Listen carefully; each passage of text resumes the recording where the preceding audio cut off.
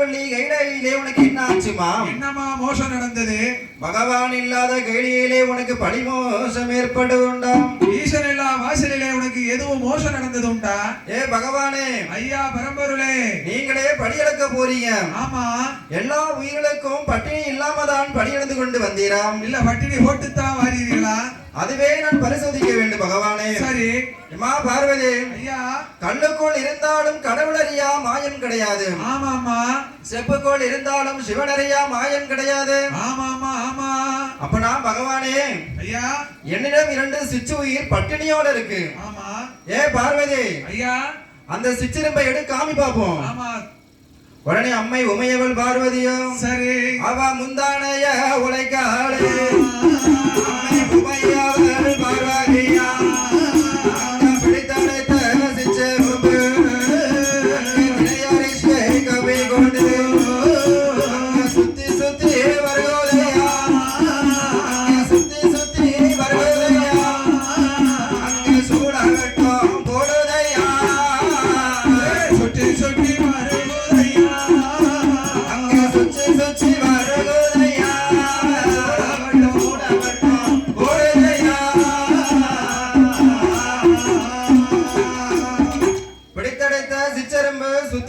வருது. சரி, சூளவட்டம் போடுது. ஆமா, சுத்தி சுத்தி வருகிறது, சூளவட்டம் போடுகிறது. அம்மை பார்வதியால் மெய் மறந்துட்டா. சரி, தன்னை மறந்துட்டா. பகவானே பரம்பொருளே, ஐயா ஈசனே, பகவானை பரிசோதித்த எனக்கு பாவ விமோசனம் கிடையாதா? ஆமா. ஏ பார்வதி, ஐயா, தெரியாமல் செய்த தப்புக்கு கண்டிப்பாக தண்டனை கிடையாது. கண்டிப்பா உண்டு. நீ தெரிஞ்சே பாரு தப்பு. சரி, இது கண்டிப்பா உனக்கு தண்டனை உண்டுமா? ஆமா, நீ பகவானை சோதித்த காரணத்தினால் உனக்கு தண்டனை கண்டிப்பாக உண்டு. அதனால பார்வதி, சரி, உனக்கு 3 பிறவிகள். சரி, தர்க்கராஜனுக்கும் தார்காவல்லிக்கும் மகளாக பிறந்து, சரி, உன்னால் தர்க்கன் கோட்டை அழிய வேண்டும். 2வது பிறவி, சரி, கலியுகத்திலே காளியாக பிறந்து, ஆமா, அட்ட காளியாக பிறந்து கலியுக மக்களை காப்பாற்ற வேண்டும். ஆமாமா. 3வது பிறவி என்ன தெரியுமா?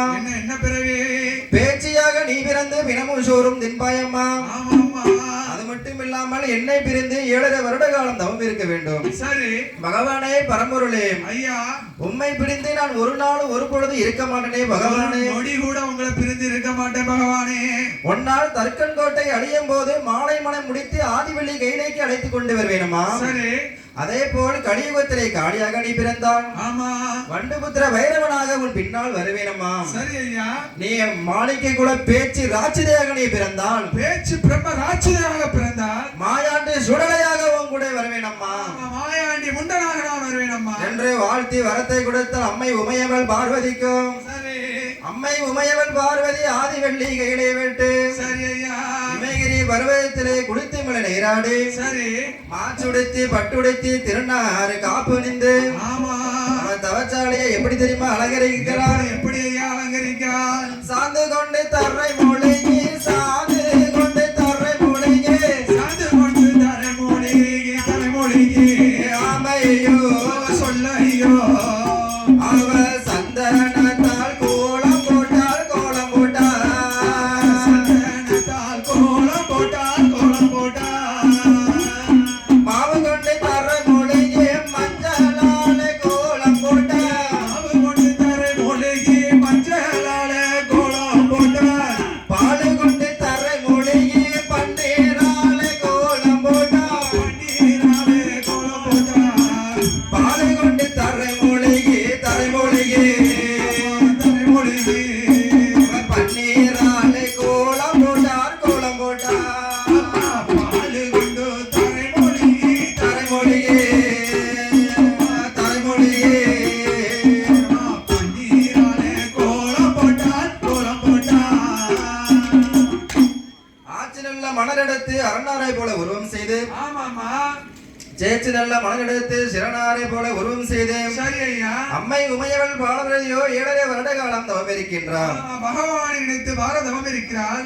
ஆதிவள்ளி கைலையிலே ஆமா, பக்த கோடிகளுக்கு ஒரு அன்பான வேண்டுகோள். கோயில் வளாகத்தில் அன்னதானம் வெகு சிறப்பாக நடந்து கொண்டிருப்பதால் சாப்பிடாத பக்த கோடி மக்கள் கோயில் வளாகத்தில் நடைபெறுகின்ற அன்னதானத்தில் கலந்து கொண்டு தன்னுடைய பசியை அமைத்து செல்லுமாறு உங்களை விழா கமிட்டியாளர் அன்புடன் தாழ்மையுடன் அழைக்கிறார்கள். ஆற்று நல்ல மணலெடுத்து அரணாரை போல உருவம் செய்து சேற்று நல்ல மணலெடுத்து சிவனாரை போல் உருவம் செய்து அரகர அரணை என்று அரதவசம் செய்து வருகின்றார். சிவனை நல்ல சிவனை என்று சிவ தவசங்கள் எல்லாம் செய்து வருகிறாள். ஆதிவெள்ளி கைலியிலே பகவான் கொடுமிருக்கின்ற வேளையிலும் அங்கிருந்து பூமாதேவி அலறி அடித்துக் கொண்டு ஓடி வருகிறார். ஓடோடி வருகிறாள். ஏ பகவானே பரம்பொருளே, பூலோகத்திலே பிறப்பு ஒன்று இருந்தால் இறப்பு ஒன்று கண்டிப்பா நிச்சயம். கண்டிப்பா பிறப்புன்னு இருந்தா இறந்துதானே ஆகணும். ஏன்னா அந்த காலத்துல 30 வயதானாலும் சரி, 200 வயதானாலும் சரி, 300 வயதானாலும் சரி, பிறப்பு மட்டுமே அதிகமா இருக்கு, இறப்பு கிடையாது. தொட்டில் குழந்தை முதல் கட்டில் குழந்தை வரைக்கும் குறுக்கில் முள்முளைத்து ஆவி அடங்கி தோல் சுருங்கி தடியே ரவுண்டா படுத்திருப்பாங்களாம்.